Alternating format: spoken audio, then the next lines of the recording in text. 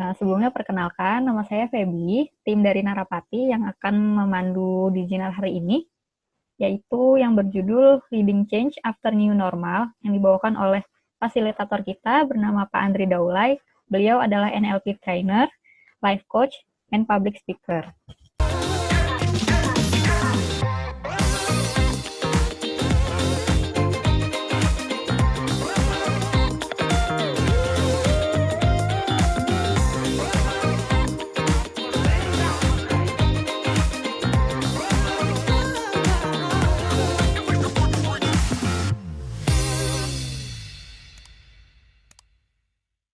Sebelum Diginar hari ini dimulai, ada beberapa rules atau sedikit peraturan dari kita. Untuk sementara, mikrofon dari peserta kami mute terlebih dahulu untuk mengurangi noise atau bising yang ada di sekitar. Apabila nanti ingin berinteraksi atau bertanya, boleh melalui chat atau raise hand di bagian participants di bawah di laptop atau di handphone layar Bapak Ibu semuanya. Peserta dilarang membuat komentar atau hal-hal yang mengandung unsur sara. Peserta dilarang melakukan promosi atau berjualan dalam bentuk apapun. Peserta dilarang mencoret-coret slide yang akan ditayangkan fasilitator. Apabila peserta ada yang melanggar, admin berhak untuk mengeluarkan peserta. Untuk perkenalannya mungkin segitu dulu dari saya. Boleh dilanjut oleh Pak Andri Daulay. Silakan Pak. Untuk peserta yang sudah gabung, saya ucapkan terima kasih. Boleh nih perkenalan lewat chat atau dari mikrofon juga boleh di-on. Dari mana aja nih Bapak Ibu peserta sekalian?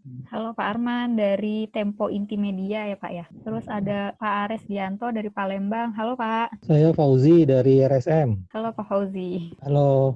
Terus tadi ada temannya Pak Andri Daulay ya, Pak Martono. Ya, saya sendiri. Selamat siang semuanya. Iya, halo Pak. Wah, ada yang dari Kalimantan Selatan nih, Pak Hadi. Terus ada dari Surakarta, Pak Nahri ya. Pak Andrinya sudah bergabung bersama kita. Iya. Baik, semangat pagi teman-teman. Semangat siang kali ya. Siang juga ya. Assalamualaikum warahmatullahi wabarakatuh. Terima kasih atas sesi yang kepada teman-teman semua hari ini. Saya senang sekali berada di sini, teman-teman, untuk bisa berbagi kepada Anda dengan topik kita hari ini yang berjudul Leading Change After New Normal. Jadi, New Normal yang kemarin COVID-19 situation yang kita hadapi saat ini memang banyak membuat orang harus beradaptasi dengan perubahan-perubahan banyak hal ya, mulai dari proses bekerja yang berubah, lalu kemudian cara berbisnis yang berubah juga ya, bahkan mungkin juga cara kita hidup setiap hari juga banyak yang berubah juga. Nah, spesifik hari ini kita akan bicara dari perspektif Anda sebagai seorang leaders, ketika Anda leading people, orang-orang yang ada di organisasi Anda, bagaimana kita menyiasati, terutama ketika kita memimpin orang lain dan perubahan-perubahan ini berdampak berat kepada mereka, kepada kita, dan kepada bisnis secara keseluruhan. Tapi tidak usah khawatir juga kalau hari ini teman-teman tidak memiliki tim dan merasa bahwa, oh saya bukan orang yang tepat barangkali untuk ikut ini, nggak masalah. Karena toh juga nanti di dalam modul kita ini, kita akan belajar juga tentang bagaimana kita akan bicara mengenai bagaimana kita sendiri nih ya, beradaptasi dengan perubahan-perubahan tersebut. Sesi kita akan berlangsung selama 1,5 jam, dan sesi ini akan sangat, cepat sekali gitu. Banyak sebetulnya yang bisa saya bagikan kepada teman-teman, karena waktunya sangat terbatas, jadi saya akan terasa sangat ngebut juga. Dan saya lihat dari absensi yang ada di bawah ini, 56 orang partisipan yang akan join, sudah 57 gitu ya. Jadi lumayan banyak kita akan bergabung hari ini kepada teman-teman semua. Saya harap juga bisa aktif nanti dalam keterlibatan kita di kelas hari ini. Oke, seperti yang sudah saya sampaikan di awal dan juga tadi Mbak Feby sampaikan di awal, jadi judul dari pelatihan kita adalah Leading Change After New Normal.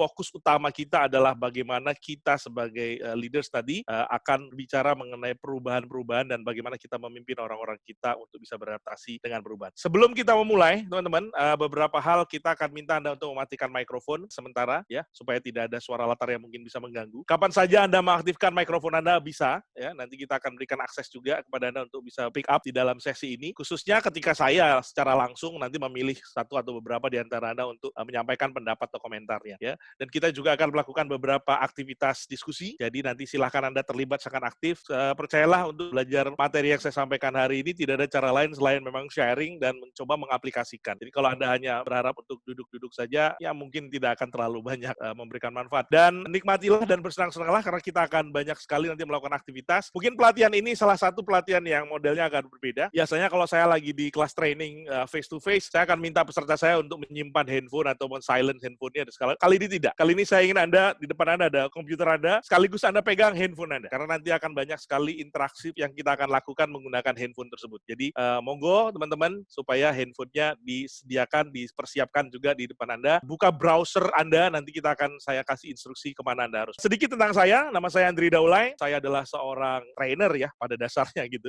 Saya seorang coach juga dan saya saat ini bekerja di beberapa konsultan. Saya punya perusahaan konsultan sendiri, termasuk saya bekerja sama juga dengan Narapati. Perusahaan saya namanya Nalar Prima, jadi rada-rada mirip-mirip juga. Saya expertise di dunia NLP, juga kemudian di emotional intelligence dan juga di ISC ya, profiling. Dan itu adalah hal-hal yang saya biasa blending di dalam materi-materi pelatihan yang saya bawakan. Saya pernah bekerja di beberapa perusahaan sebelum ini, membangun karir dari awal banget sebagai seorang sales asuransi gitu ya. Lalu kemudian sampai membangun karir menjadi seorang agent. Di sini saya belajar banyak mengenai leading people dan terutama konteksnya ketika melakukan perubahan-perubahan. Dulu waktu di insurance misalnya banyak sekali perubahan-perubahan yang terjadi ketika kita berganti sistem dari misalnya katakanlah branches ke agency dan seterusnya. So change create impact to our people, dan as a leaders tanggung jawab kita untuk bisa pertama kita sendiri adapt to change, dan yang kedua adalah bagaimana kita helping others adapt change. I learn a lot about this sampai terakhir kali saya bekerja di sebuah bank ya, dan di situ juga banyak sekali proyek-proyek perubahan yang terjadi yang kita banyak memberikan dampak pada orang-orang di sekitar kita. Saat ini juga saya bekerja sebagai seorang senior consultant di beberapa perusahaan konsultan di luar negeri. Ada yang namanya Mindgym yang berpusat di London, kemudian ada BTS yang berpusat di Swedia, kemudian The Black Consultant, dan di Asia ini adalah partners di Hong Kong untuk materi-materi training kita yang terkait dengan profiling dan juga terkait dengan essential skills. Kemudian saya juga adalah certified dari Genos International dan saya adalah author untuk Indonesia untuk Genos International EI, Emotional Intelligence Tools. Dari awal saya memang mendalami tentang NLP, saya belajar langsung sama pendiri NLP, salah satu co-founder NLP, Dr. Richard Bandler, ke US. Jadi this is a little bit about me. Mudah-mudahan saya bisa memberikan confidence kepada teman-teman bahwa katakanlah saya layak untuk didengarkan. If you wanna contact me, ada nomor kontak saya di situ. Silakan Anda boleh print screen atau Anda boleh foto slide ini. Silakan kapan saja. I offer you my friendship at any time. Seperti tadi saya ketemu dengan teman lama Pak Martono yang sudah lama sekali nggak ketemu. Thank you for joining the session. Alright, so this is a little bit about my client.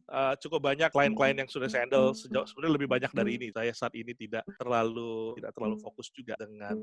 Saya mendengar ada suara-suara di background. Can someone put in chat? Dari Pak Wahyu Prabowo sepertinya, Pak. Oh gitu ya? Iya. Oke. Oh, ada Pak Wahyu ya? Waduh, itu mantan atasan saya itu. Oh iya, oke, baik. Terima kasih. Welcome Pak Wahyu. Thank you for joining the session, Pak Wahyu. Nanti kita mungkin akan bisa discuss lebih banyak lagi. So, this is a little bit about my client, teman-teman. Jadi silahkan nanti Anda bisa involve lebih banyak lagi dengan kita melalui Narapati. Before we start, saya sudah memperkenalkan diri saya. Sekarang giliran Anda untuk memperkenalkan diri Anda. Tolong Anda buka sekarang handphone Anda. Silakan Anda pegang handphone Anda dan Anda buka browser Anda ketik yang di bawah itu www.menti.com. Jadi Anda ketik www.menti.com. Nanti di sana Anda akan masuk dalam sebuah browser. Anda nanti tolong tuliskan nama ya, lokasi Anda saat ini di mana. Jadi kalau Anda di Jakarta atau mungkin di luar kota, kemudian organisasi dan dari perusahaan apa Anda berasal ya. Terus kemudian saya ingin Anda mencatat atau menuliskan apa emotion atau perasaan yang Anda bawa atau mood yang Anda bawa ke sesi kita kali ini. Dan yang terakhir adalah apa yang Anda harapkan. Contohnya dari sini misalnya namanya Budi dari Gresik, emotionnya adalah optimis moodnya, dari PT Narapati, dan objektifnya adalah mendapat inspirasi untuk mengelola tim dengan baik. Jadi satu ya teman-teman, nanti Anda akan tuliskan di menti.com tersebut ya. Jadi silahkan sebentar saya akan share screen saya yang lain. Alright, so silahkan di sini Anda pergi ke menti.com. Di situ nanti Anda diminta untuk masukkan kode. Tolong Anda tuliskan kode yang ada di layar Anda saat ini, 570887. Lalu kemudian Anda tuliskan tadi check-in kita, saya ingin Anda menuliskan nama Anda siapa, Anda dari daerah mana, lalu kemudian apa mood Anda saat ini, organisasi Anda namanya apa, dan kemudian apakah yang namanya apa tadi, apa yang Anda harapkan dari sesi kita kali ini. Silakan teman-teman, saya akan menunggu. Pastinya akan ada di sini, muncul nantinya di layar kita di sini. Suara saya masih terdengar oke, jelas, Baby? Iya, terdengar jelas, Pak. Mungkin Saya khawatir boleh di soalnya. slide sebelumnya, Pak. Tadi ada yang bertanya urutannya apa aja. Oh gitu ya. Soalnya saya nggak bisa ngelihat chatbox saya di mana chatbox saya. Oke, di chatbox saya.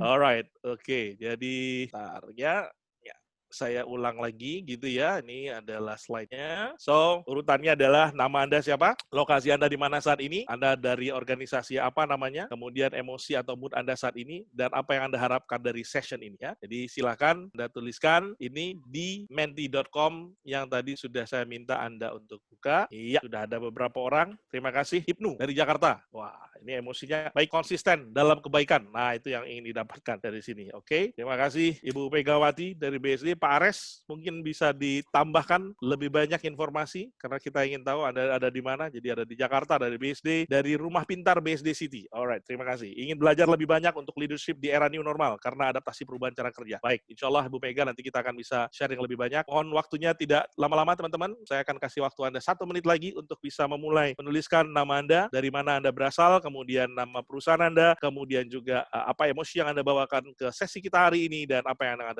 Anda harapkan dari sesi kita.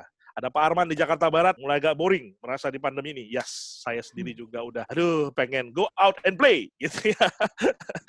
Ini udah lama sekali pengen bisa olahraga di luar gitu ya, karena nggak terlalu berani. Sholat Jumat aja masih takut-takutan. Kanoniam ini teman saya SMA kalau nggak salah dari namanya. Boleh Anda tanya, tuliskan lebih banyak informasi tentang Anda. Nawang, Surabaya, Sinar Maslen, oke. Thank you. Ingin membawa diri dalam kepemimpinan di masa pandemi. Nasri Yusnita dari Tangerang Selatan. Baik perasaannya. Dan kemudian dari PT Bumi Serpong Damai. Wah, ini dari BSD ada 2 nih ya. Tadi ada Rumah Pintar BSD, ada PT Bumi Serpong Damai. Ingin belajar leadership di era saat ini ya. Oke. Kemudian ada Marufan dari Solo. Masih kuliah. Oke. Good learning for you Marufan. Nanti mudah-mudahan bisa jadi sebuah pembelajaran. Ada Ibu Mariani di Jakarta dari Prudential. Ingin jadi leader yang kompeten. Dari Jakarta ada Her Subeno. Kemudian ada Tosis Budianto. Pak Tosis, apa kabar? Ini klien saya nih, Pak Tosis nih, dari Jam Sostek, BP Jam Sostek. Senang bisa bertemu dengan Pak Tosis di sini. Thank you banget. Kemudian ada Maya Kaunang, Semarang, excited, freelance, ya pekerjaannya improve knowledge and skills. Oke, kemudian ada siapa lagi di sini? Banyak dari Cibubur.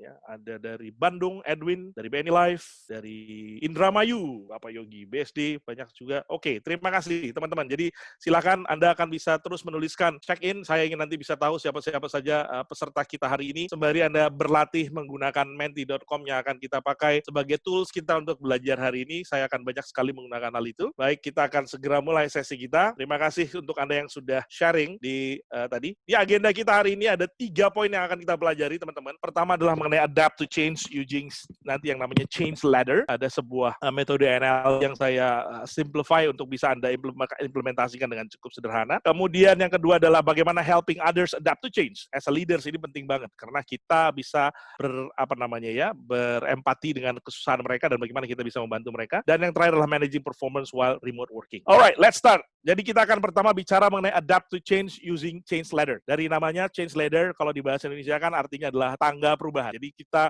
belajar tentang sebuah teknik. Untuk bisa mempelajari hal ini, saya harus menjelaskan pada Anda tentang sebuah metode yang dicetuskan oleh seorang ahli NLP namanya Robert Dilts yang bicara mengenai NLP Neurological Level. Jadi saya akan introducer saja sebetulnya. Nanti akan lebih cepat. Cara belajar NLP yang paling gampang itu sebetulnya praktekin gitu. Banyak baca bukunya juga nggak bisa banyak paham banget. Cobain dan rasakan sendiri gitu. Itu yang paling ideal untuk bisa belajar NLP. Siapa yang pernah mempelajari Neurological Levels? Nah ini, tolong Anda kembali lagi ke handphone Anda. Saya pengen tahu banget, bukan tengah aja ya, pengen tahu banget siapa di antara Anda yang sudah pernah belajar NLP Neurological Levels. Oke, sekarang silahkan kembali ke layar Anda. Di situ ada refresh. Kalau Anda pernah dengar, Anda pilih pernah dengar, tapi mungkin belum banyak tahu, atau pernah belajar tapi belum paham banget, atau sudah paham dan oke banget berarti gitu ya, atau belum tahu sama sekali dan belum pernah tahu deh tuh ya. Oke. Anyway, just a little bit information. Anda tolong biasakan pegang terus handphone Anda. Ada quiz nanti akan kita lakukan di sini, berhadiah langsung dari saya. Hadiahnya itu kalau dirupiahin nilainya $500 gitu. Jadi nanti kita akan berikan kepada Anda yang beruntung. Well, bukan yang beruntung, yang sungguh-sungguh belajar hari ini. Ya, jadi ada 50% orang yang mengatakan pernah dengar gitu ya. Jadi saya tahu di crowd ini cukup banyak yang paham tentang NLP. Oh, ada satu orang yang kayaknya sudah paham dengan neurological level. Thank you very much. Ya, dan ini teman-teman belajar neurological level di NLP ini satu hal yang sangat menyenangkan, terutama kalau teman-teman nanti bicara mengenai perubahan. Ini adalah teknik yang menurut saya simple, sederhana.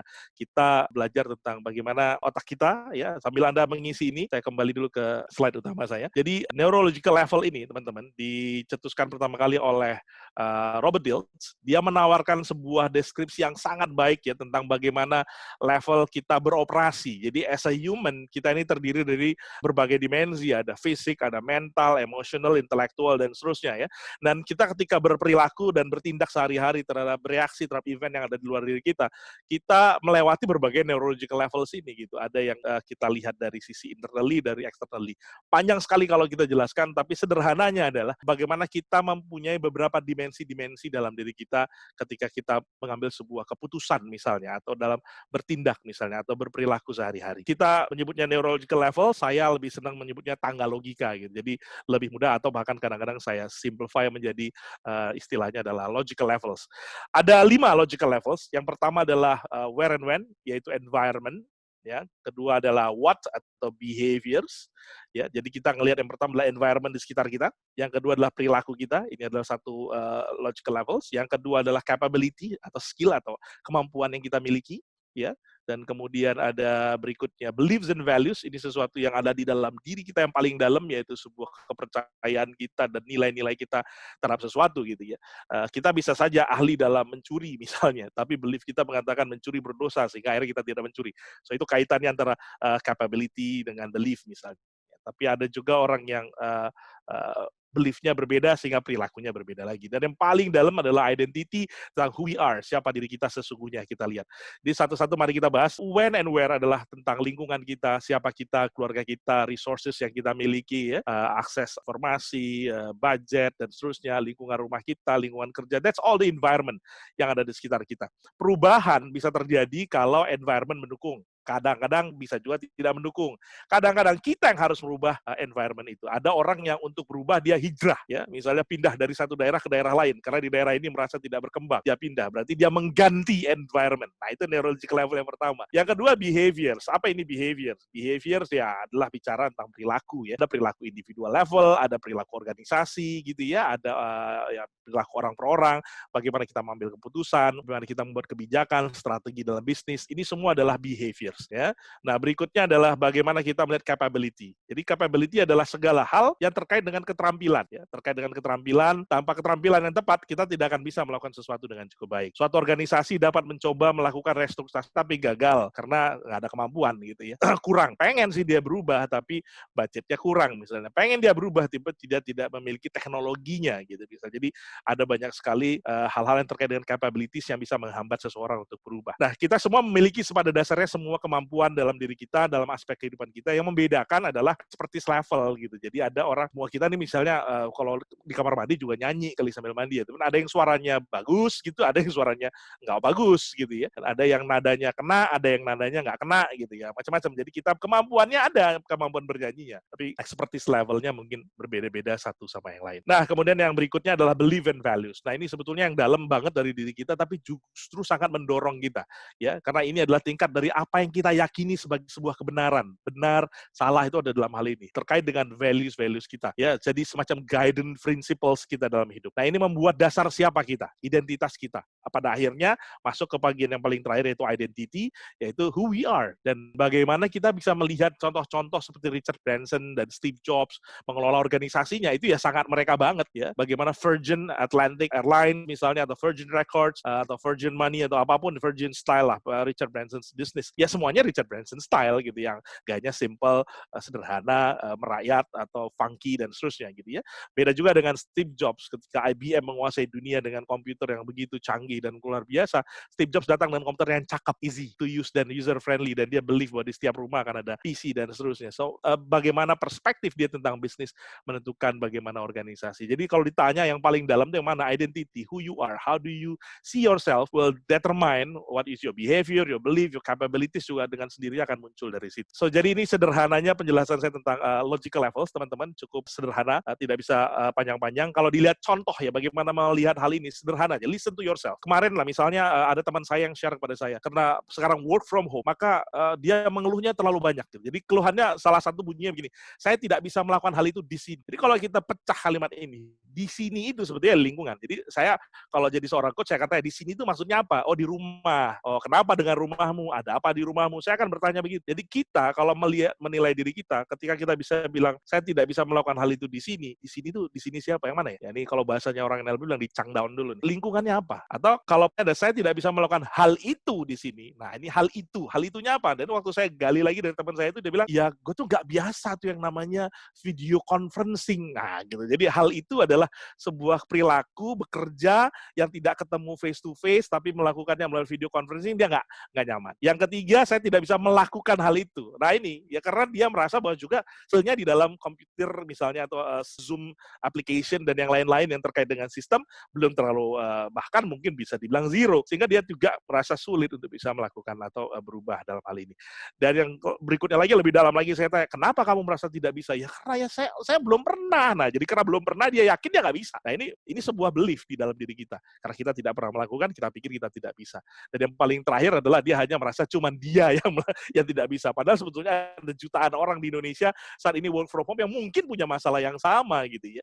Punya masalah yang sama. Ada anak-anak saya misalnya sekarang sekolahnya dari rumah, ya mungkin challenge-nya hal yang sama gitu ya. Biasanya ketemu guru secara langsung, guru-guru misalnya yang sekarang mengajar dari jarak jauh ya, mungkin juga merasa identitinya, aduh ini nggak gue banget gitu. So, jadi kalau kita melihat neurological level teman-teman, di 5 hal ini, lingkungan, perilaku, keahlian, keyakinan, dan identity, begini cara melihat. You can print screen slide ini, sebetulnya kalau paling gampang memahaminya ya ingat ini aja. Oke, so itu yang ingin saya sampaikan dulu kepada teman-teman. Nah, berikutnya, jadi kita akan lakukan cara menggunakannya. Nah, jadi bagaimana cara kita menggunakan hal ini? Saya ingin sekarang teman-teman memegang sebuah kertas dan ballpoint ya. Ambillah kertas dan ballpoint untuk mencatat, karena ini penting banget bagi Anda untuk bisa mengimplementasikan hal ini. Misalnya ada sebuah perubahan yang sedang terjadi. Katakanlah seperti teman saya tadi, perubahannya adalah bekerja dari rumah misalnya. Ketika dia bekerja dari rumah, maka yang pertama kita harus lakukan adalah kita menggunakan tangga turun namanya. Turun itu berarti dari yang paling luas, yaitu lingkungan, sampai yang paling dalam keyakinan. Anyway, kenapa cuma 4? Karena saya menggabungkan keyakinan dengan identity. Saya mencoba menyederhanakannya. Ini yang metodenya saya lah, yang relatively lebih sederhana dan menurut saya lebih gampang diimplementasikan daripada 5 yang relatif kadang-kadang orang suka puyeng juga. So, yang pertama Anda analisa adalah lingkungan Anda sekarang seperti apa.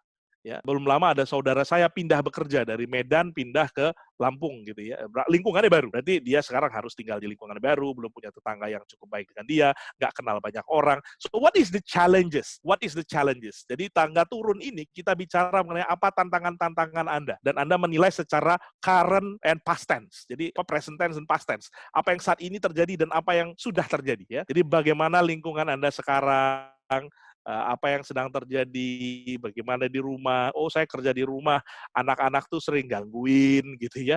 Lagi anak-anak kerja, istri tiba-tiba minta tolong benerin atap itu misalnya. Ada banyak sekali challenge apa yang Anda hadapi. Kemudian bagaimana Anda cenderung berperilaku. Nah, ini respons kita seperti apa? Kalau di kantor mungkin kita relax makan siang ya, kita tinggal pergi makan siang, ngobrol sama teman-teman. Sekarang mungkin makan siangnya Anda ikutan harus masak misalnya, atau Anda yang harus masak, Anda yang harus masak misalnya. Jadi terganggu juga jadwal pekerjaan. So, cenderung perilaku Anda gimana? Senang dengan itu? Tidak senang dengan hal itu? Atau seperti ya. Kemudian yang berikutnya adalah keahlian apa yang Anda andalkan. Nah ini, jadi ketika sekarang ini Anda punya keahlian apa? Saya waktu pertama kali WFH ini, jadi ya keahlian saya, alhamdulillah saya sering juga melakukan virtual training dengan beberapa konsultan yang lain. Jadi virtual training is something that is not asing lah buat saya ya. Tapi bagaimana membuat sebuah materi, it's definitely different. Biasanya materi training saya itu yang face to face, kita banyak sekali menggunakan manual misalnya ya, ada games aktivitasnya gitu ya, ada table map, dan seterusnya. Kalau sekarang saya harus merubah hal itu. Jadi saya perlu belajar untuk bagaimana saya membuat interaksi dengan partisipan saya lebih dalam lagi misalnya.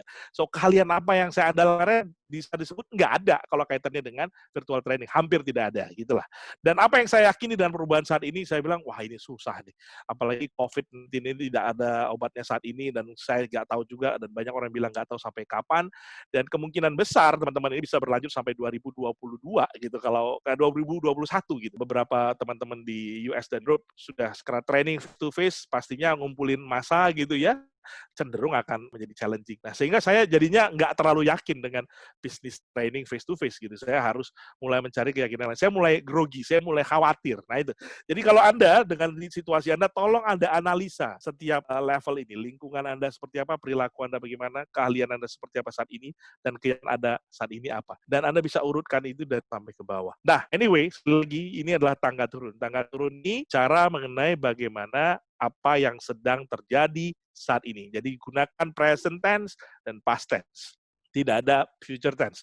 Hanya apa yang sudah terjadi, apa yang sedang. Nggak ada kata-kata seperti enak juga ya kalau. Nah, enak juga kalau itu nanti next step. Lebih bagus Anda bicara sekarang, what do you have? Apa yang ada saat ini? Bagaimana berperilaku? Lingkungan Anda seperti apa? Kalian Anda miliki apa? Dan apa keyakinan tentang diri Anda dalam situasi berikutnya? Nah, kalau sudah, maka berikutnya Anda akan naik ke level yang berikutnya, yaitu kita sebut tangga naik. Tangga naik, walaupun di gambar saya kelihatannya turun juga ya, tapi ini naik. Maksudnya dari keyakinan naik ke arah lingkungan gitu. Jadi kita balikin. Jadi kalau tadi Anda turun dari lingkungan, perilaku kalian ke belief, sekarang Anda balikin dari belief ke capabilities, lalu kemudian ke behavior, dan terakhir di environment. Nah, di sini switching questionnya adalah keyakinan apa dan apa yang Anda butuhkan untuk perubahan ini. So, it is about something yang belum ada, sesuatu yang harus Anda create, sesuatu yang terjadi di masa yang akan datang ya. Jadi keyakinan nilai apa yang membutuhkan untuk mencapai perubahan ini. Saya bulan lalu, kalau nggak salah itu ya, bukan kalau nggak salah ya, saya lupa persisnya, kurang lebih berapa lama yang lalu, saya sudah menanamkan, saya udah mengatakan ini, so this is the time di mana semua orang sangat dekat dengan gadgetnya, so menjual produk-produk pelatihan jadi lebih mudah secara online. So I put that belief in my mind, dan dengan keyakinan itu masuk kepada pertanyaan berikutnya, supaya keyakinan ini muncul dan menjadi kokoh, keahlian apa yang harus saya miliki lagi gitu. Oh, saya jadi sekarang belajar nih, saya buka YouTube, saya lihat bagaimana cara membuat video training yang bagus gitu, saya sampai belajar tentang AVL, audio, video, lightning, dan seterusnya gitu. So, I learn a lot, to be honest. Ya, dengan downtime yang terjadi, saya benar-benar banyak belajar, termasuk tools-tools yang saya gunakan hari ini kepada teman-teman. Dan bagaimana perilaku kita harus berubah? Nah, ini menarik, karena kalau dulu metodenya adalah saya jualannya metodenya lebih ke in-house training, sekarang kayaknya lebih ke arah public training. Seperti yang saat ini kita lakukan, sekali jalan begini, ada berapa orang? Sekarang hari ini kita sudah join 66 orang ya. Nah, 66 orang sekali ngikut. Lumayan banyak gitu. Kalau dulu kan rasanya susah sekali bikin public training, nawarin ke 1-2 orang, sekarang menggunakan social media. So, perilaku saya jadi lebih semangat untuk bermain di social media. Ya, saya juga belajar untuk bikin poster dan seterusnya. Dan nah, bagaimana ini kemudian bisa membantu saya untuk menciptakan lingkungan yang diperlukan. Semakin banyak orang mengenal saya, nanti semakin banyak orang akan nyampai tanggal ini misalnya. Oh, ada Andri Daulay, seorang trainer, sharing, dan seterusnya. So, ini akan bisa membantu saya untuk terus berkelanjutan dengan bisnis. So, jadi begini teman-teman, sekarang tadi lagi step 1 adalah tangga turun kita dari lingkungan menuju ke keyakinan, is about apa yang sudah terjadi. Sementara yang step kedua adalah tentang bagaimana kita bicara ke depan. Kita tanya diri kita identifisir apa keyakinan yang saya harus miliki, apa keahlian yang harus saya butuhkan lebih banyak dan saya harus pelajari, di mana saya bisa belajarnya, kepada siapa saya bisa belajarnya. Dan untuk belajar Anda nggak perlu punya kartu pinter atau apapun. Sekarang di sosial media juga banyak sekali. Tiap hari saya lihat di Instagram story saya itu, waduh, banyak sekali orang yang sharing gitu ya, dari pengajian, materi, training, segala macam. Dan itu benar-benar insight yang luar biasa. Jadi you only have to invest your time untuk bisa menangkap keahlian ini. Berikutnya adalah perilaku apa yang harus kita miliki gitu untuk bisa mengatasi perubahan ini. Dan terakhir, ujung-ujungnya environment kayak apa yang mau saya ciptakan gitu ya. Kalau Anda teman-teman lihat di belakang saya, di background saya ini kok ada kaca-kaca seperti ini. This is my garage. Ini garasi di rumah saya. Mobil saya sekarang ada di luar karena gasnya saya ubah jadi kantor. Yang tadinya kantor juga sebetulnya, tapi tidak begitu nyaman. Saya bikin jadi nyaman. Environment-nya saya create supaya saya benar-benar bisa bekerja di rumah dengan segala fasilitas yang saya Anda miliki apapun itu. Oke, so that's about it, teman-teman. Nah, kira-kira saya sekarang akan mengajak Anda untuk melakukan sharing tentang hal ini ya. Jadi saya akan meminta Anda untuk berpasangan sekarang. Jadi please join aja dengan sesi ini. Saya akan meminta Anda untuk berpasangan. Anyway, ini dia breakout rooms. Alright. So saya akan meminta Anda create breakout room. Oke, banyak nih breakout roomnya kelihatannya ya. Alright. Jadi karena ada 66 orang, so Anda akan saya buat berpasang-pasangan. Jadi tugas Anda nanti teman-teman di dalam grup itu Anda sharing tadi neurological level ladders Anda ya, mulai dari environment sampai kepada belief tentang situasi Anda saat ini, perubahan yang sedang Anda alami, dan berikutnya adalah tangga naiknya dari bagaimana belief apa yang harus Anda miliki, dan itu semuanya future tense, sesuatu yang belum ada yang ingin Anda create ya. Itu untuk diskusinya hanya 4 menit, jadi hanya 2 menit untuk sharing session satu sama lain, dan kalau memungkinkan kalau Anda memiliki kemampuan coaching, Anda coaching teman Anda yang partner Anda di dalam grup itu untuk bisa saling men-challenge apalagi yang perlu Anda tanyakan. Banyakin nanya untuk jelas. Kalau tadi bilang, ya saya perlu belajar tentang Zoom nih. Oke, kemana kamu bisa belajar? Siapa yang bisa bantuin kamu untuk melakukan hal ini? Berapa lama kamu bisa mempelajari hal itu? Dan apa kira-kira yang menjadi hambatan? Ajukan pertanyaan sebanyak mungkin untuk membantu teman Anda men-challenge dirinya dan bisa melihat secara lebih luas. Karena expanding your perspective akan bisa membantu Anda untuk mendapatkan lebih banyak masukan. So, silakan diskusi selama 4 menit. I will time you. Later on, saya akan panggil Anda kembali ke dalam sesi utama kita. Selamat berdiskusi. So, welcome teman-teman yang sudah selesai berdiskusi. Saya berharap hasil diskusi Anda benar-benar ini ya, dapat insight-nya gitu. Sekali lagi, kalau kita bicara mengenai neurological level ini, maka ini cara penerapannya adalah bagaimana Anda menganalisa 4 dimensi ini. Jadi belief apa yang Anda miliki, lalu kemudian bagaimana Anda sehari-hari dengan keahlian Anda yang Anda miliki, kemudian perilaku Anda dan lingkungan apa yang ingin Anda create. 2 level tangga ini. Alright. Memang waktunya tidak cukup banyak untuk bisa kita bahas secara details. Saya hanya ingin sharing banget tentang metodenya. Harapan saya untuk bisa memahami hal ini, teman-teman bisa berlatih dengan siapa saja gitu ya, dengan keluarga Anda di rumah boleh, dengan teman Anda juga di rumah juga boleh gitu ya. Jadi silakan, monggo. Karena ini bisa membantu Anda sekali untuk bisa melihat sebuah perubahan, bagaimana cara kita berhadapan dengan perubahan tersebut ya. Terutama ketika Anda sedang mengalami perubahan yang banyak sekali dalam hidup Anda, how to adjust yourself to that changes. Gunakan metode ini ya. Jadi mulai dari belief apa yang harus Anda miliki, keahlian apa yang harus Anda pelajari, perilaku apa yang harus Anda munculkan gitu ya, dan kemudian lingkungan. Kalau dulu perilaku saya relatively kalau orang nanya, kamu punya YouTube channel nggak, Andri? Enggak, karena saya nggak terlalu pengen tampil kayak selebriti gitu ya, dikenal orang banyak dengan sebagai YouTuber gitu. Tapi ngelihat kondisi sekarang, belum lama yang lalu, 2 minggu yang lalu, saya launching YouTube channel saya yang mudah-mudahan nanti akan ramai juga gitu ya. Sekarang lagi banyak interview yang saya lakukan dengan beberapa teman-teman dan ada beberapa ini ya menarik-menarik juga gitu. Siang ini saya berencana nanti akan interview Joko Anwar, misalnya akan bicara tentang how to turn passion into your career misalnya ya, karena dia aslinya tidak belajar tentang film, dia aslinya kuliah di ITB tentang sekolah penerbangan, tapi kemudian passionnya adalah tentang movie dan bagaimana dia kemudian sukses di seorang sutradara. Nah, so kita akan belajar. So my YouTube channel is about creating inspiration. So perilaku saya berubah. Yang tadinya saya agak reluctant untuk tampil di sosial media yang bisa disebarkan banyak orang, sekarang saya merasa itu perlu untuk ke depan ya. Oke, good. So thank you very much untuk Anda yang sudah learning. Sekarang kita akan quiz ya. Quiz tentang neurological level. Nah, ini quiz. Nah, kalau quiz berarti kita kembali ke handphone kita masing-masing. Silahkan Anda buka handphone Anda masing-masing. Anda buka handphone Anda, kita akan masuk ke quiznya. Jadi, monggo Anda masukkan kode lagi kalau Anda tadi sudah sempat keluar, masuk ke browser Anda, masukkan kode 570887, tuliskan nama Anda boleh pilih icon Anda, oke sudah ada 14 orang. Ini siapa yang jawabnya harus benar, satu yang pertama. Dan yang kedua adalah secepat-cepatnya. Yang paling cepat nilainya lebih tinggi daripada yang lebih belakangan. Jadi, mudah-mudahan Anda bisa cepat sekali mengambil keputusan. Ada 19 orang, come on, saya tahu ada 66 orang sebelum saya mulai quiz ini. Mari kita kalau semuanya bisa joining, bagus banget. Kalau enggak, seberapa banyak, saya akan kasih waktu 1 menit lagi sebelum semua orang itu bergabung. Nah, nanti Anda akan melihat pertanyaan. Jadi ada pertanyaannya, dan kemudian ada pilihan jawaban A, B, C, D, E gitu ya. Ada pilihan-pilihan, Anda tinggal memilih pakai handphone Anda, klik di situ, dan nanti nilainya akan muncul nih. Siapa yang tercepat dan kalau Anda salah ya Anda nggak dapat poin gitu ya. Ini terkait dengan neurological level. Nah, bagi Anda nanti yang pemenang, yang skornya paling tinggi, yang ditentukan oleh sistem pastinya, bukan oleh saya, jadi jurinya bukan saya, yang skornya paling tinggi akan mendapatkan hadiah. Hadiahnya adalah free coaching bersama bersama saya, Andri Daulay.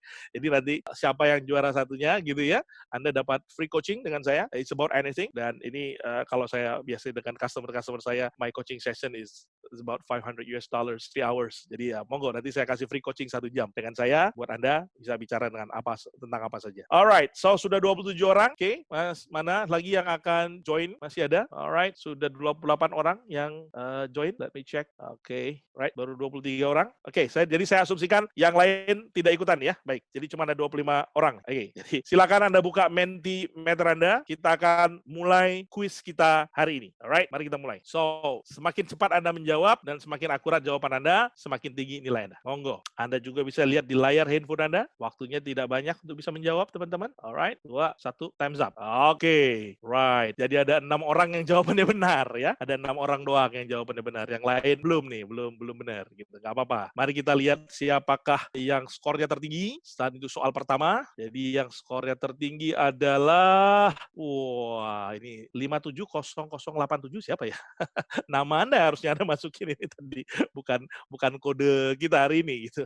Gak apa-apa. Tapi yang lain-lain terima kasih Arman, Indah, Nicholas, Ares. Anda masih punya kesempatan karena baru soal pertama. Sekarang kita masuk soal kedua, teman-teman. Mari kita mulai soal kedua. Di soal kedua ini, the more faster you answer, the correct answer, Anda akan dapat. Jadi kaitannya kita semua memiliki kemampuan dalam semua aspek dalam kehidupan kita. Ini environment kah, behavior kah, capability kah, belief kah, identity, atau salah semua. Time's up. Oke, benar 23 orang. Great. Mari kita lihat siapa kemudian yang menjadi juara kelas kita kali ini.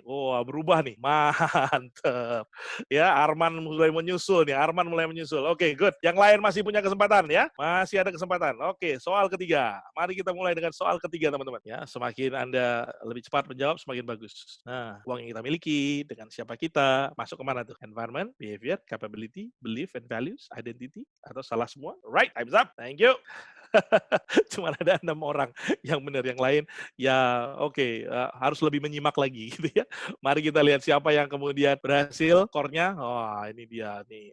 Pak Martono meningkat pesat ini di soal ketiga ya. Apakah di skala besar? Alright, masih juara 4 Pak Martono. Tapi masih bisa nih ya. Ayo, bisa banyak lagi Anda kejar lagi. Pertanyaan berikutnya, masuk ke pertanyaan keempat sekarang ya kalau saya nggak salah ya. Oke, monggo silakan teman-teman. Anda bisa lihat juga di layar handphone. Sudut pandang terhadap orang lain, environment, behavior, capability, beliefs and values, identity, salah semua. Time's up. Jawabannya salah semua. Nggak ada. Ini tidak, perspektif tidak masuk ke dalam perspektif kita terhadap orang lain, tidak masuk ke dalam neurological level. Iya, jadi ini ada pertanyaan jebakan buat Anda. Oke, nggak apa-apa. Jadi kemungkinan nilainya belum banyak berubah ya, jadi masih yang tadi lagi. Alright, kita lanjut. Sekarang masuk soal kelima. Semua keputusan kita dibuat berdasarkan keyakinan dan nilai-nilai tersebut. Ini bagian dari environment kah, behavior kah, capability kah, belief and values kah, atau identity, atau salah semua. Alright, I hope banyak yang menjawab yes, good. Memang betul, beliefs and values. Soal easy, ya. Mari kita lihat siapa yang lebih cepat, pasti nilainya lebih banyak dibanding yang sedikit lebih lambat barangkali, atau mungkin internet yang kita nggak tahu juga. Oke, good. So Maya, Asri, Paman, Paman. Oke, ada Arman masih the fastest. Last soal nih, soal terakhir. Soal terakhir Anda akan bisa mengubah nasib Anda gitu ya. Silakan Anda jawab soal terakhir. Oke, look at your phone. Anda bisa menjawab cara seseorang dalam membuat keputusan atau marketing strategi. Ini mestinya udah bisa Anda tebak lah. Oke. Gampang banget ini sih. Ya, ini hanya masalah cepet-cepetan. Oke, 3, 2, 1. Is it behavior? Capabilities? It's behavior. It's not capabilities. So behavior lah cara kita, teman-teman. Capabilities adalah skill kita, ya. Jadi bagaimana kita membuat strategi kita dan segala macam itu adalah behavior. Ya, skill kita adalah analisa. Nah, ini jadi berbeda. Memang tipis kadang-kadang bedanya dari behavior dan capabilities. Alright, so siapa yang menjadi juaranya dan mendapatkan free coaching session bersama Coach Andri Daulay adalah drum roll please.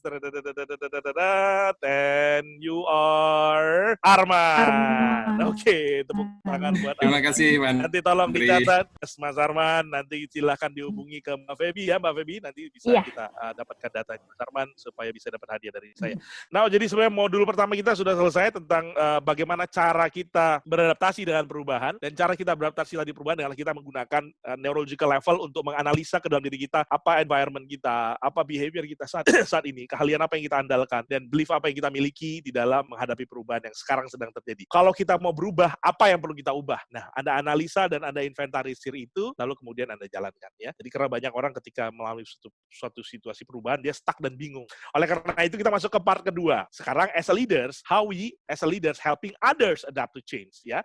Dan karena saya juga bicara mengenai emotional intelligence, maka kita akan melihatnya dari emotional intelligence perspektif. Bagaimana perubahan-perubahan ini mempengaruhi emosi orang gitu ya. Bagaimana kita sebagai human terpengaruhi secara emosional tentang perubahan-perubahan tersebut. Oke, good. Nah, perubahan itu terjadi dalam banyak bentuk ya. Saya mengalami banyak sekali perubahan-perubahan yang terjadi, mulai dari yang namanya budaya, perubahan teknologi, kemudian ada perubahan struktur, kemudian juga ada perubahan orang-orang yang bekerja bersama dengan saya, tempat bekerja saya juga berubah gitu ya. Ini dan dari eksternal juga ada banyak perubahan. Culture misalnya saya pernah bekerja di perusahaan asing dari Amerika, dari Jerman, lalu kemudian yang terakhir dari Belanda gitu ya, perusahaan lokal juga ada. Ini budayanya beda-beda banget ya, cara bekerjanya juga beda-beda banget, orang-orangnya juga beda banget, cara berpikir dan mengambil keputusan beda.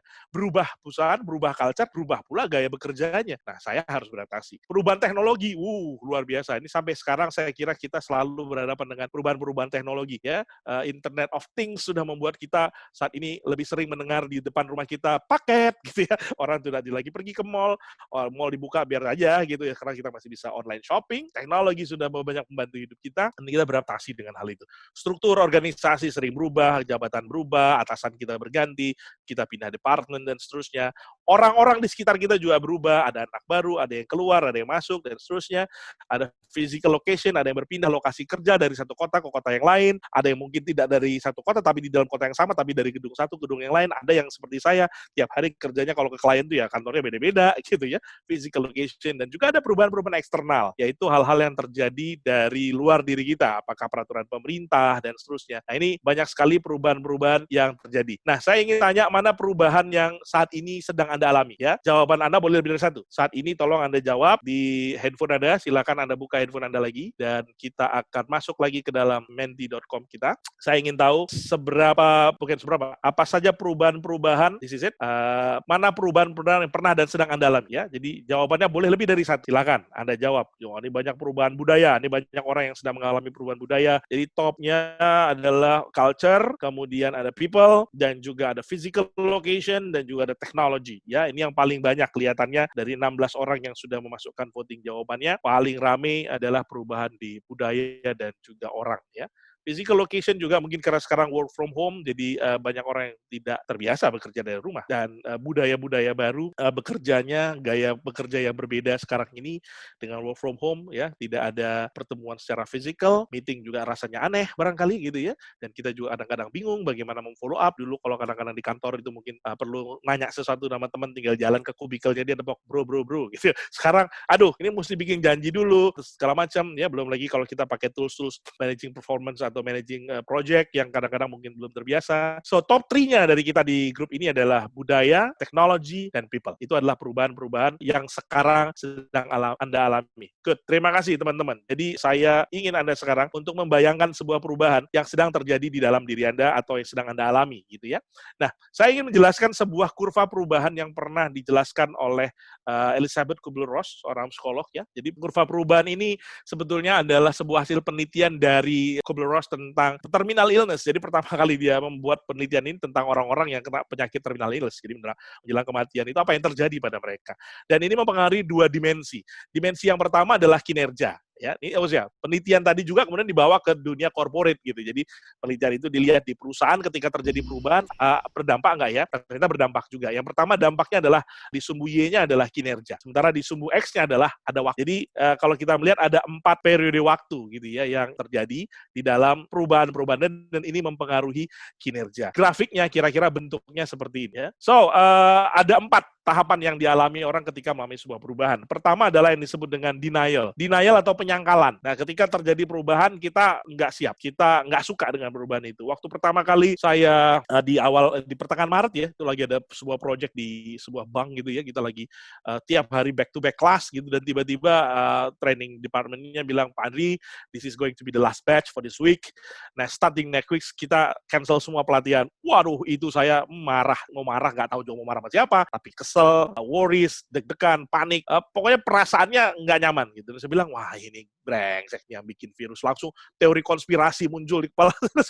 So denial, saya tidak siap dan tidak suka dengan kejadian bahwa kita akan dikurung di rumah, tidak bisa bertemu, dan semua hal-hal yang terkait dengan pertemuan massal akan di stop ya. Ini sampai mungkin Pak Tosis di BPJS ingat tuh, kita lagi di Bogor gitu waktu itu ya Pak Tosis ya, jadi lagi rame session juga ya terpaksa di handle, di stop gitu kan sesinya, dan ini kita jadi tidak bisa ngapa-ngapain. Itu fase pertama ketika kita mengalami perubahan. Normal, all human do that. After sometimes gitu ya, berjalannya waktu, maka kemudian kita masuk ke fase berikutnya. Dan ini adalah fase perlawanan. Biasa perlawanan adalah kita mikir, oke, ini nggak bisa nih, gue mesti gimana ya? Aduh, masa nggak bisa sih gitu. Jadi saya mulai tuh, cari training gimana, jual perlawanan. Dan saya merasa perubahan ini tidak asik. Dulu waktu bekerja di sebuah organisasi juga demikian. Begitu ada perubahan sistem kita lakukan, dari di insurance misalnya, dari agency dari branch system jadi agency system misalnya. Wah, itu banyak sekali tim sales kita yang komplain dan melakukan perlawanan dengan cara yang macam-macam. Ada yang perlawanan mengirimkan surat, ada yang ngomel-ngomel ke kantor pusat, ada yang berhenti, nggak datang-datang lagi, macam-macam. Jadi fase kedua adalah fase perlawanan kita untuk tidak menerima situasi ini. Sampai satu titik pada akhirnya kita sadar bahwa ya nggak bisa dilawan. Perubahan ini sudah terjadi, dan saya juga sampai titik yang sudah sampai kepada ya sudah, COVID sudah terjadi, orang sudah terjadi di mana-mana gitu ya, pada penularan. Jadi mau tidak mau ya harus dilakukan yang namanya stay at home, work from home. Dan akhirnya masuklah ke part 3, yaitu exploring. Tentang apa yang bisa kita lakukan, apa yang saya bisa coba lakukan, apa yang bisa berhasil, mana yang mungkin tidak. So di sini coba-coba sana, coba-coba sini, belajar dari orang dan seterusnya, exploring, dan kemudian kita beradaptasi dengan sebuah komitmen baru. So my new commitment saat ini adalah ya all my training will be done by virtual training. I will do this with, dengan siapapun gitu. Yang penawaran saya pada customer saya juga akan melakukan hal seperti ini. So kalau dilihat dari bentuk grafiknya teman-teman, bentuknya seperti ini. Jadi di fase penyangkalan tuh bisa jadi kinerja naik sedikit. Kenapa? Karena lagi nggak suka dengan perubahannya. Ya digas abis dulu sampai kemudian turun. Ini performance-nya turun. Nah di fase eksplorasi baru naik lagi. Jadi ini adalah fase-fase ketika kita mengalami perubahan. Nah, apa relevansinya dengan kita? Relevansi dengan kita adalah sebagai leader. Saya ingin teman-teman mengalami sebuah proses nih. Jadi saya sekarang akan minta Anda untuk membayangkan sebuah proses perubahan yang sedang Anda alami saat ini. Ya, saya sendiri juga sambil membayangkan hal itu. Dan yang perlu Anda lakukan adalah Anda mengidentifikasi apa perasaan yang Anda miliki di fase awal perubahan tersebut, di fase tengah-tengah perubahan tersebut sedang terjadi, dan di fase akhir. Oke? Contoh, waktu pertama kali kita diintrodusir tentang yang namanya PSBB dan seterusnya, semua orang harus lockdown dan seterusnya, marah, perasaan saya marah, nggak terima, nggak ikhlas. Kesel, itu perasaan saya. Sampai kemudian terjadi perlawanan dan eksplorasi, lebih dominan perasaannya akhirnya pasrah. Jadi pertama marah, kesel, yang tengah-tengah pasrah. Sampai waktu masuk eksplorasi, mulai itu ada perasaan, ya kita coba deh apa yang bisa dilakukan. Dan di titik ini, sekarang ini udah di akhir dari perubahan. Saya udah lebih komit dengan virtual training dan seterusnya. Perasaannya sudah berbeda. Perasaannya optimis sekarang, semangat. Jadi Anda bisa lihat, selama fase ini, ada emosi yang terjadi pada kita. Dan emosi itu mempengaruhi perilaku kita pastinya. Nah, emosi kita mempengaruhi perilaku kita mempengaruhi hasil dari kinerja kita. Ya, itu kaitannya dengan kinerja. Jadi coba kita lihat sekarang dalam perubahan yang pernah Anda alami. Bisa jadi sudah terjadi lama, misalnya nggak lama lah ya, mungkin tahun lalu. Misalnya katakan Anda pertama kali punya anak gitu. Oh, perasaannya waktu pertama kali lahiran deg-degan, belum lahiran panik, khawatir dan seterusnya. Waktu lahiran seneng. Sekarang setelah 3 bulan puyeng, tiap malam begadang. Jadi ada banyak sekali, perasaan itu bisa sangat beragam-ragam. Jadi tolong Anda tuliskan dan Anda identifikasi perasaan Anda dalam pengalaman perubahan yang signifikan yang sedang Anda alami saat ini. Ya, ingat-ingat perasaan Anda tersebut, ambil selembar kertas dan tuliskan perasaan Anda. Ada 3 nih. Yang pertama adalah perasaan di awal perubahan, yang kedua perasaan di tengah-tengah proses perubahan, dan yang ketiga adalah perasaan di akhir perubahan. Oke? After that, saya akan minta Anda untuk masuk ke small group lagi, untuk kemudian Anda sharing dengan teman Anda.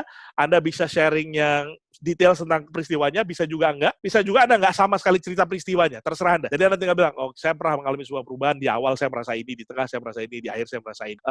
It's up to you ya. Saya nggak mengarahkan harus negatif, positif, ataupun anything. Karena ini belajar tentang awareness of your emotion. Dan ini penting sekali. So again, saya akan break out Anda ke dalam kelompok-kelompok kecil, teman-teman. Seperti yang tadi, saya akan break out kepada kelompok yang baru, all groups ya. Alright, 32 room ya. So, saya akan recreate dan sekarang saya akan kirimkan Anda ke tengah-tengah diskusi. Silakan Anda sharing selama 4 menit. Apa yang menjadi perasaan Anda di awal, di tengah, dan di akhir. Monggo. Mantap Pak Tosis. Terima kasih joining Pak Tosis. Keren sekali. Terima kasih Pak Tosis. Andi, pasangannya nggak ada. Jadi nggak ada sharing dulu. Oh gitu ya Pak Martono. Mohon maaf, tadi karena otomatis aja Pak Martono. Jadi saya nggak tahu. Tapi bagus Pak. Dari sharing Bapak itu sebenarnya saya juga bisa follow dari pattern-nya Bapak tadi. Bapak bilang. Karena memang profesinya sama Pak ya. Jadi paling nggak ya hanya beda-beda dikit lah Pak. Ya, biasa Pak. Siap. Thank you Pak Martono. Terima kasih Pak Tosis. Ya Pak. Alright, good. Kita akan tunggu dari beberapa peserta yang kembali ke sesi kita kembali, ya. Alright, good. Saya akan sharing lagi di sini. Right, welcome back buat teman-teman yang sudah selesai sharing tadi dengan pasangannya, dan ada beberapa yang saya lihat tadi saya pergi coba masuk ke beberapa kelompok, ada yang diam-diam aja berdua. Gak apa-apa juga sih. It's up to you. Tapi memang the best learning is just to implement it. Tidak hanya didengarkan saja, tapi juga coba dilakukan gitu ya. Karena dengan melakukan biasanya kita jadi lebih bisa memahami. Alright, so gimana? Sudah join semua? Kelihatannya baru 19 orang, masih banyak yang belum kembali karena masih seru sesi curcolnya gitu ya, curhat colongan gitu ya. Curhat colongan. Ini mumpung ada kesempatan untuk diskusi ya dengan teman-teman yang ada di sini. Oke. So, jadi teman-teman, kalau kita bicara mengenai perasaan ya yang terjadi sepanjang kurva perubahan, maka sekarang kalau tadi Anda udah sharing dengan teman-teman Anda, kalau Anda sudah sharing dengan teman-teman Anda yang lain, sekarang saya minta teman-teman untuk melihat di bagian atas, kalau Anda pegang laptop gitu ya, ada tulisan annotate, Anda bisa menganotasi, Anda klik di situ, dan saya sekarang minta Anda begini, tolong Anda tuliskan apa kata-katanya ya, jadi perasaan, misalnya kalau contoh saya tadi, jadi kalau misalnya di awal tadi perasaan saya marah gitu ya. Marah, itu misalnya perasaan saya di awal. Oke, ini adalah perasaan saya di awal. Right, kemudian di tengah-tengah tadi misalnya perasaan saya adalah pasrah, dan terakhir perasaan saya adalah lebih, tolong pakai ketikan aja daripada tulisan besar-besar begitu. lebih pakai ketikan lebih mudah biasanya teman-teman. Ya, saya tahu Anda senang menggambar. Nah, tolong Anda tuliskan perasaan Anda. Jadi di akhir tadi perasaan saya adalah lebih optimis. Oke. So, ini contoh saya misalnya ya. So, saya akan clear up dulu sebelum semua orang menulis. Mohon maaf bagi Anda yang sudah menulis tadi ya, shock ya, bisa diganti.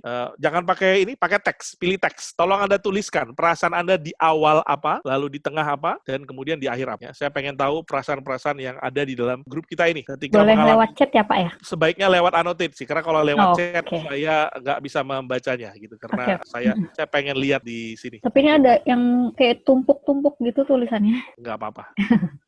Nggak apa-apa, shock bin kaget. It's okay. Sedih, hampir tidak percaya. Oke. Sabar, mengelus dada, khawatir. Alright, good. Takut, kaget. Alright, apa lagi? Oke. Di akhir, oke, terima kasih. Good. Ya, jadi ada beberapa perasaan-perasaan ya. Ada, oh ternyata bisa diginiin juga gitu. Oh, lebih menarik ada baru sadar kalau ternyata bisa diginiin. Oke, apa-apa buat Anda mungkin trainer di sini yang mungkin sekalian belajar juga ya bagaimana mendeliver sebuah sesi menggunakan Zoom atau virtual training ini. Kuncinya buat Anda para trainer adalah make sure your participant keep on active dengan interaksinya sehingga bisa fokus terus dengan materi kita. So, kaget kok gini sih, takut, pusing, shock, pasrah, sedih, ini negatif semua ya gitu ya. Oh ya gitu ya, mulai membiasakan kondisi terbiasa dan susah mencari zona nyaman baru. Oke, mulai menyelesaikan pasrah tidak bisa. Good. Jadi menarik sekali kalau Anda perhatikan di setiap fase-fase ini kita punya perasaan-perasaan gitu ya. Dan perasaannya nggak stabil gitu, maksudnya nggak sama terus dari awal sampai akhir. Ada perubahan-perubahan perasaan yang terjadi dan setiap kali perasaan kita berubah, perilakunya berubah. Misalnya kalau saya senang makan es krim, saya makan tuh es krim. Lalu kemudian satu hari saya misalnya sakit gigi, saya jadi nggak bisa makan es krim, saya jadi kesel karena nggak bisa makan es krim. Jadi nggak bisa makan es krim jadi kesel. Perasaannya beda-beda lagi dan beda-beda ya. Kemudian karena kesel saya jadi nggak makan es krim juga. Saya marah-marah sama dokter, marah-marah sama orang, gitu. Padahal gigi saya yang sakit. So perilaku akan sangat terpengaruhi dan perilaku begitu berdampak kepada kinerja pada akhirnya. Nah, kenapa ini perlu kita bahas teman-teman? Karena saya ingin Anda sekarang membayangkan begini. Ketika Anda merasakan hal ini, apa yang Anda inginkan orang-orang di sekitar Anda lakukan? Nah, Nah, itu pertanyaannya ya. Jadi kalau Anda pasrah, sedih, takut di awal nih ya, sedih, kecewa, pasrah, tidak percaya, shock, pusing, dan seterusnya. Kalau ada orang-orang di sekitar Anda, apa yang Anda ingin orang itu lakukan? Nah, ini saya minta bantuan pada siapa saja ya yang ingin sharing. Monggo, silahkan unmute yourself. Mbak Feby mungkin dikasih facilities supaya teman-teman bisa meng-unmute dirinya. Tolong ceritakan, siapa saja boleh. Silakan, siapa saja boleh. Boleh pakai raise hand dulu kalau misalnya agak Boleh pakai raise hand juga. untuk Ya. unmute sendiri. Ya, bisa raise hand. Please, can you share? Ini pertanyaan begini, ketika Anda mengalami perasaan-perasaan ini, bayangkan apa yang Anda harapkan dari orang-orang yang ada di sekitar. Misalnya kalau ini di kantor, Anda mengalami shock. Anda pengen apa dari bos Anda? Anda pengen bos Anda ngapain? Atau Anda pengen apa dari teman-teman kerja Anda? Anda pengen teman-teman kerja Anda ngapain? Ya? Atau Anda ingin apa dari pasangan Anda di rumah? Anda pengen dia ngapain? Ya, supaya Anda bisa menjadi lebih efektif menurut Anda gitu. Ya, saya diginiin gitu. Sebaiknya tuh orang-orang tuh jangan gini, mestinya begini gitu. Bisa nggak cerita ke teman-teman pada saya dari perasaan-perasaan ini apa yang Anda harapkan dari orang lain? Silakan, siapa yang mau sharing? Ayo. Pak Tosis sepertinya nih Pak. Monggo Pak Tosis. Silakan Pak Tosis. Ya, Pak Guru izin. Yes, monggo Pak Tosis. Ya, pengalaman saya terhadap kondisi seperti ini sejak pertengahan Maret lalu dengan perubahan yang tiba-tiba dan mungkin agak frontal itu ya. Yang diinginkan dari lingkungan atau dari atasan adalah bagaimana lingkungan atau atasan itu tepat merespon perubahan itu, memberi arahan atau nasihat atau motivasi harus bagaimana. Demikian. Jadi Bapak pengen ada ini ya, ada masukan dari atasan apa yang harus dilakukan, arahan-arahan bagaimana ya, supaya kita nggak bingung. Itu maksudnya Pak Tosis ya? Siap. Oke, mantap. Terima kasih Pak Tosis. Itu perasaan atau apa yang diharapkan dari orang-orang di sekitar Anda. Sila, saya undang lagi siapa yang lain dari apa yang Anda harapkan dari orang lain di sekitar Anda. Monggo, Anda boleh meng-unmute diri Anda. Ya, Halo? boleh bagi yang ingin bercerita nih ke Pak Andri. Ya nggak apa-apa, kalau nggak ada juga sih, no problem gitu. Baik, jadi terima kasih teman-teman. Kalau tadi Anda sudah membayangkan, karena saya juga terdesak dengan waktu gini ya, jadi Anda sudah merasakan perasaan-perasaan ini, dan Anda berharap sesuatu seperti tadi Pak Tosis cerita, Mbok ya saya itu dikasih pengarahan. Nah, sekarang balikin deh coba. Kalau ini adalah bawahan Anda yang sedang ikut exercise ini, dan Anda atasannya dia, kira-kira apa yang diharapkan dari Anda ya? Di awal perubahan itu ketika dia dalam fase penyangkalan itu, apa yang diharapkan dari Anda? Di fase perlawanan itu apa yang diharapkan dari Anda? Di fase eksplorasi apa yang diharapkan dari Anda? Dari fase komitmen apa yang diharapkan dari Anda? Karena kalau Anda mengalami perasaan-perasaan ini ketika tadi Anda mengalami perubahan, saya jamin bahwa Anda juga mengalami perasaan yang sama ketika mereka mengalami perubahan. Dan karena mereka perasaan yang sama, mereka juga punya harapan dong dari orang-orang di sekitarnya. Orang itu adalah Anda sebagai atasan. Nah, ini dia. Jadi materi kita selanjutnya adalah tentang bagaimana nih kita sebagai leader ya. So jadi di dalam 4 fase ini teman-teman, apa yang bisa kita lakukan as a leader ya kepada orang-orang di sekitar kita. Di fase penyangkalan, di fase awal, orang tuh suka bingung di situ. Karena kita nggak tahu. Saya waktu di awal itu juga nggak tahu dengan COVID-19 dan lockdown ini apa yang terjadi. Sehingga yang saya butuhkan adalah informasi. Saya butuh tahu banyak apa yang akan terjadi, pemerintah mau bagaimana. Lalu kemudian apa kata ahli-ahli WHO tentang hal ini, ke depannya seperti apa. Saya bahkan sampai nelpon teman-teman saya di London, di New York, di mana-mana gitu. And I ask them gitu, what do you think? Dan ada satu yang bikin prediksi sampai ditemukan vaksinnya, kita tidak akan berubah nih sampai kapanpun gitu. Karena virus ini susah dikalikan. Waduh, itu bikin panik juga. Tapi informasi yang begitu banyak, saya perlu dapat informasi. Saya perlu dapat sebuah kepastian. Sehingga as a leader dalam sebuah perubahan, tugas Anda adalah mengendalikan dengan informasi. Jelaskan bahwa perubahan itu pasti akan terjadi saat. Berikan sebanyak mungkin detail ya, yang mungkin mengenai apa yang diharapkan, dan beri waktu juga mereka untuk mencerna bahwa perubahan ini pasti akan terjadi. Nah, di fase yang kedua, ketika mereka perlawanan gitu ya, ketika orang merasa ini tidak menarik dan tidak oke. Kenapa mereka melawan? Karena nggak suka juga dengan perubahannya. Stuck di rumah, saya 2 minggu pertama stuck di rumah itu udah, aduh, ngapain ya, mati nih gue nih, sampai gitu-gitu kira-kira ya. Tapi apa yang mesti kita lakuin? Ya kalau ada orang-orang yang mendengarkan saya. Jadi berempatilah. Berempati dengan orang-orang yang ada di fase ini. Identifikasi apa yang menjadi kekhawatiran mereka. Dan sangat mungkin mereka keluar ide-ide yang bisa membantu kita untuk memperbaiki perubahan-perubahan yang sedang kita jalankan. Dan di fase berikutnya, di fase eksplorasi, ya kita fokus pada prioritas kita. Kita kasih arahan-arahan ke depan seperti apa, kita kasih pelatihan-pelatihan, kita tetapkan tujuan jangka pendek dan target yang jelas. Dan terakhir di fase komitmen as a leader, tugas kita adalah menetapkan tujuan jangka panjang, orientasi ke depan, kita bangun tim kita, dan kita validasi umpan balik, perubahan dengan umpan balik yang cukup gitu ya. Oke, good. Any question barangkali? Mungkin ada yang tadi barusan ada suaranya, anyone wants to ask a question? So, Anda bisa googling juga di internet barangkali untuk mencari teori ini dari Elizabeth Kubler-Ross tentang mengelola kurva perubahan, dan ini adalah hal-hal yang perlu kita lakukan. Jadi fase-fase ini Anda identify. Nah, tugas Anda berikutnya, teman-teman adalah ini call to action. Tidak harus Anda lakukan sekarang. Anda bisa print screen ini, Anda bisa foto ini, atau Anda bisa catat lah.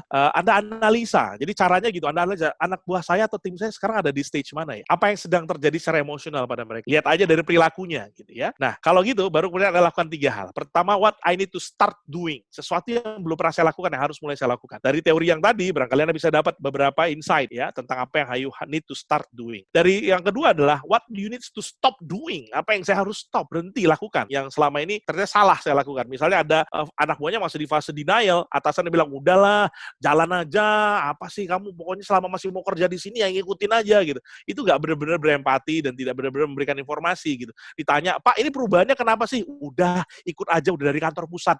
Itu jawaban paling ngeselin itu. Saya kalau dulu waktu kerja, bos saya ngomong, dah terima aja, sudah keputusan dari Mas Sono gitu. Itu ngeselin karena saya pengen tahu why-nya, how it happen-nya, dan what next-nya, dan apa yang harus saya lakukan. Saya pengen tahu banget. Jadi Anda harus stop melakukan denial juga kepada tim Anda. Dan yang terakhir adalah, yang berikutnya adalah apa yang bisa terus Anda lakukan. Sesuatu yang udah bagus selama ini Anda lakukan, yang perlu Anda lakukan lebih banyak lagi. Dan ujungnya Anda ukur juga apa dampaknya kepada tim Anda secara keseluruhan. Ya. So, this is something yang bisa Anda lakukan sesudah sesi ini nanti teman-teman. Terakhir, ya, karena waktunya juga sudah sangat terbatas gitu, saya akan masuk ke bagian ketiga, managing performance while remote working. Ya, jadi remote working ini kan sesuatu yang jauh dari kita gitu ya. Apa challenge kita macam-macam ya, tantangan kita dan tim kita dalam melakukan remote working itu macam-macam. Ada yang terkait dengan different time, ada yang terkait dengan different place, ya, ada yang terkait dengan using technology. Saya sendiri saat ini bekerja dengan beberapa teman dari berbagai negara gitu, yang jam tidurnya beda gitu. Kalau saya sama London 6 hours behind us, New York 12 hours behind us, ya, Sydney 4 hours in front of us, ya, dan kemudian 3.5 hours in front of us. Belum lagi di Hong Kong yang mungkin nggak jauh lah, 1 jam. Tapi perbedaan waktu juga men-challenge banget buat saya untuk working remotely. Di Indonesia mungkin kita nggak terlalu banyak challenge kalau kita bekerja secara bersama-sama di area sama di Indonesia. Tapi yang kedua yaitu challenge-nya di places, ketika kita berbeda lokasi nih, lo di rumah lo, gue di rumah gue gitu, kita nggak satu tempat, dan ini bisa menjadi sebuah challenge tersendiri untuk bisa bekerja bersama-sama.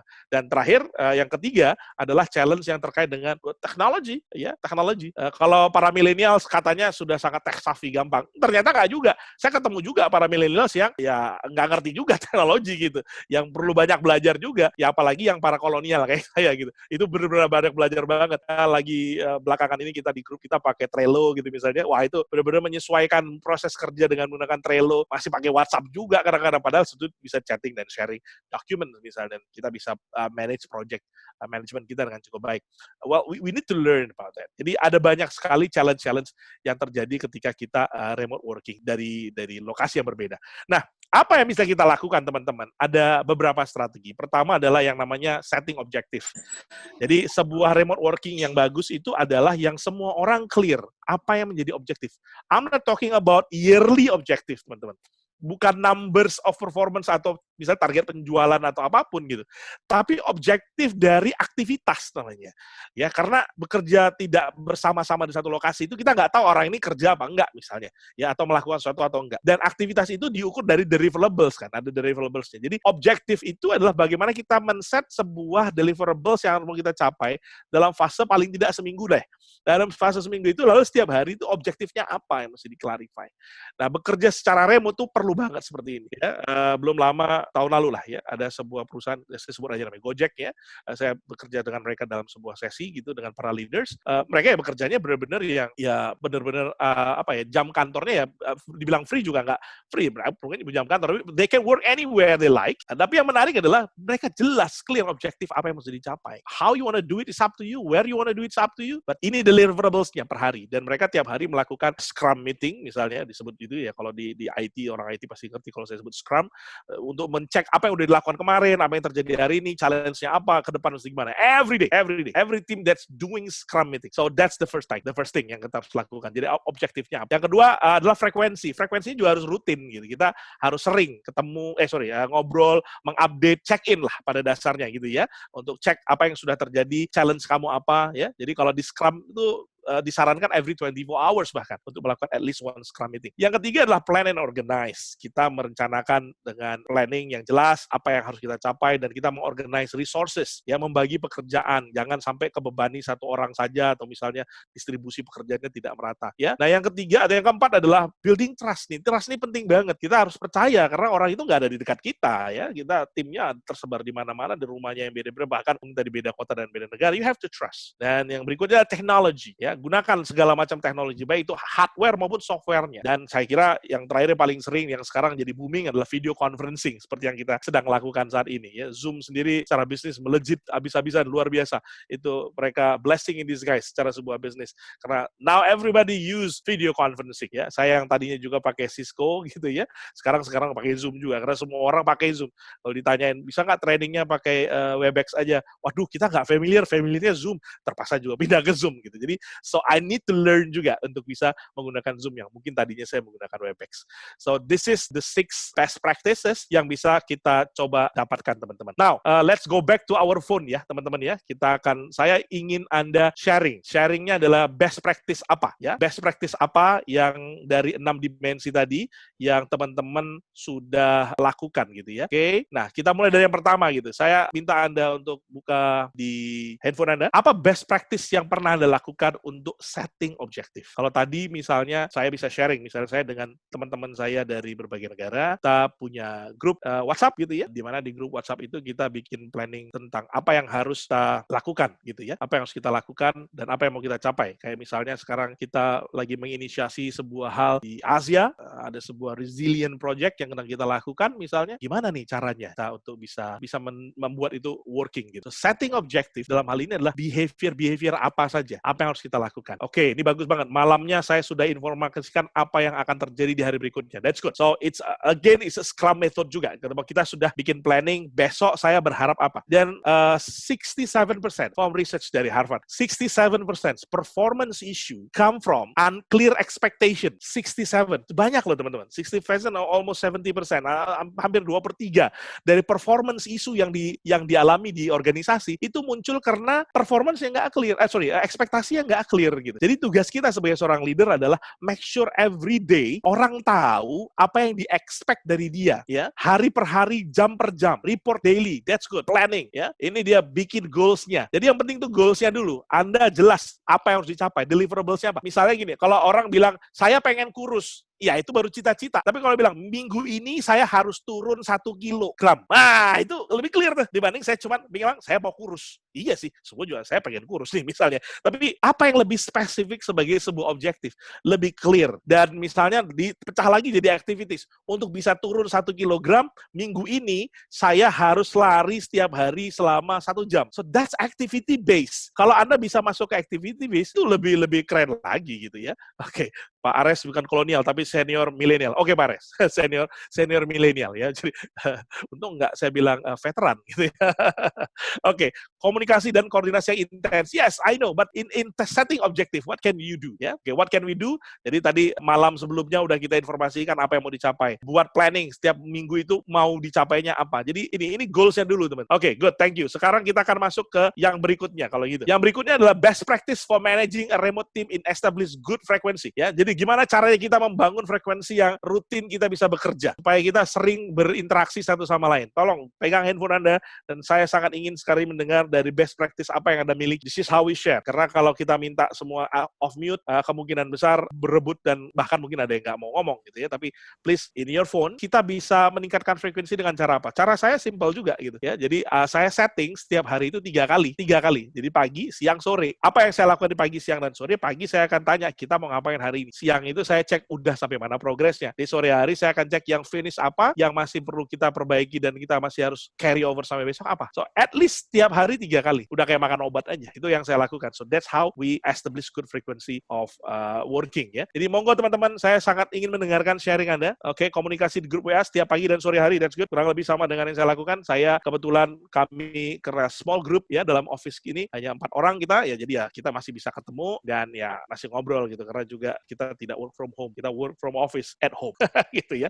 Oke, jadi thank you very much. Grup WhatsApp saya kira satu cara kita sering sekali berbagi update kepada kepada tim yang ada di sekitar kita. Tidak ada lagi yang mau sharing? Nggak apa-apa, terima kasih. Kalau misalnya ada, saya pengen sekali kita bisa sharing karena saya pengen Anda berbagi tentang best practice. Cek agenda things to do for today. Ya, thank you. Di agenda, dan saya kira ini salah satu metode yang penting. Kalau saya ingat, saya pernah dulu ikut pelatihannya 7 Habits of Highly Effective People-nya Stephen Covey. Agenda itu tools. Yang lebih penting lagi adalah di atasnya saya punya big rocks, istilahnya Stephen Covey. Batu-batu besarnya itu apa?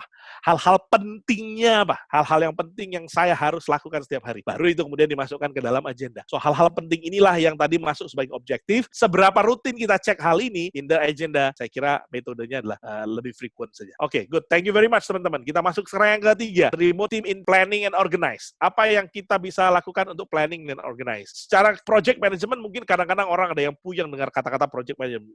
Banyak sekali gitu, ribet rasanya. Tapi nggak perlu ribet dengan project management, karena simply Anda bisa tahui dengan membuat sebuah aplikasi gitu ya, seperti kayak sekarang saya pakai Trello misalnya. Kita di Trello bahas tentang project-project, ada board-nya di situ, apa yang mau kita capai, kita organize siapa yang melakukan yang mana, kita bikin deadline-nya di situ. So everybody can see who's doing what and progress-nya seperti apa. Dan saya kira kuncinya dalam planning and organize adalah di situ. I know what you do, you know what I do. I know when you are progress, and you know also whether I'm progress or not, progressing or not. Jadi ini penting sekali. Dan ketika kita bikin perencanaan, jadi kita jadi tahu siapa yang berhasil, siapa yang belum, siapa yang butuh bantuan, dan seterusnya. Oke, kalau tidak ada sharing, oke, ada membuat goal yang akan dicapai dan membagi ke tim siapa aja yang melakukan. Oke, jadi distribusi pekerjaannya dan tercipta kendala, komunikasinya kemana aja. That's good. Jadi kita tahu kalau lu ada kendala, ngomong sama siapa. Lu kalau ada masalah, nanya ke siapa. That's good. Jadi semacam kayak commentaries-nya gitu ya. Yang sebetulnya kita juga di kantor dalam face to face juga punya commentaries-nya. Saya kalau punya problem ya nanyanya ke atasan saya. Tapi kalau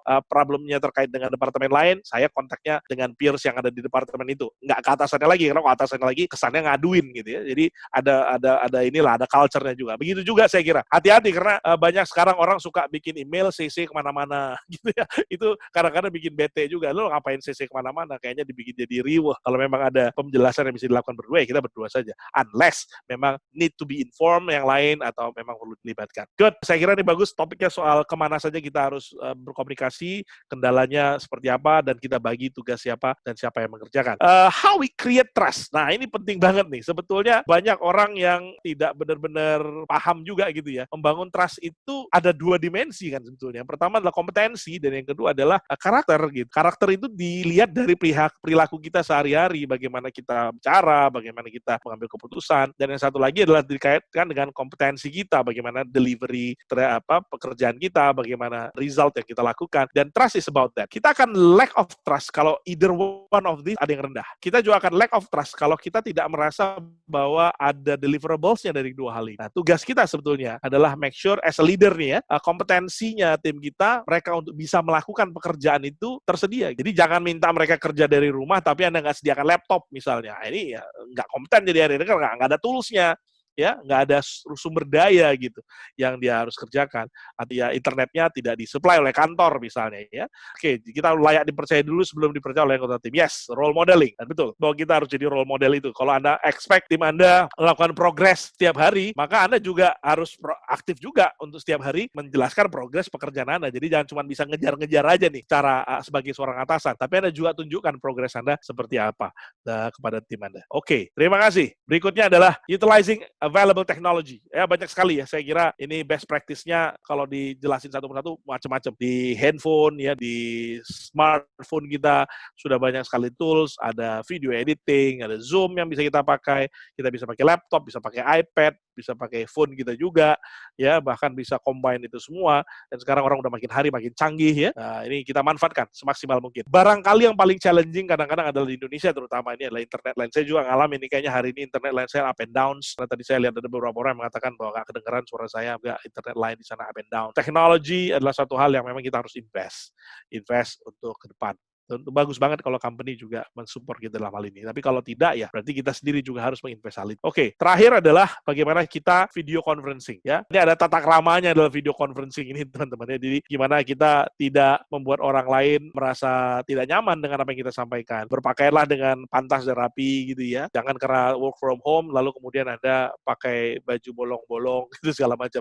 Itu mempengaruhi secara psikologik juga. Ketika apa yang dilihat orang di layar itu mempengaruhi kita juga. Ada tips-tipsnya tentunya juga bagaimana cara kita bekerja work from home tadi ya.